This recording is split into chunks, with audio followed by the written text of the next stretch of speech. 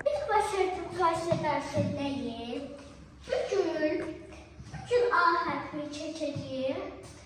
A harfi böyle yazılısı belədir.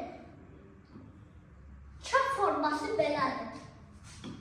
Ayağı yoxdur sadəcə. Belə yazılır. Küçük A isə belədir. Çap formasında belədir, amma əyə oxşuyur. Əyə oxşuyur eləcə, amma da ki birləşir.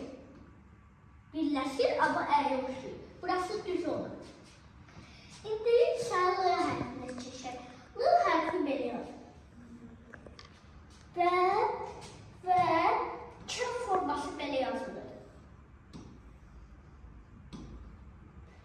İndi isə balaca L belə yazılır. Çap forması belə yazılır. Eğlendim.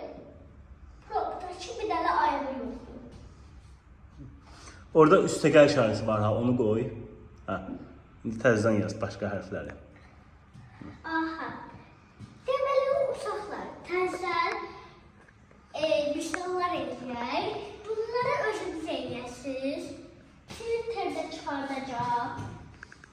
Bax, məsələn, bir sırayla da qədər kimdir? Bir, məsələn. Yaz təzədən yaz. Bir, üstə gəl.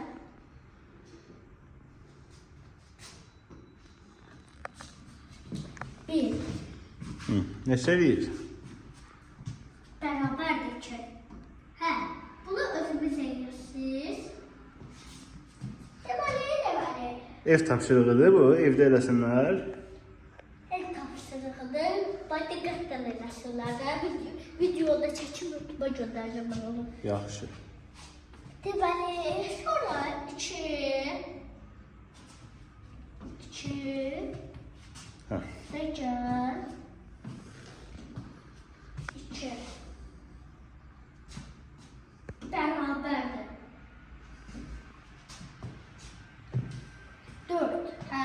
Düzdür. Bunu evimizdə eləyəsiniz. Çox var misallarımızdan. Sonra 4.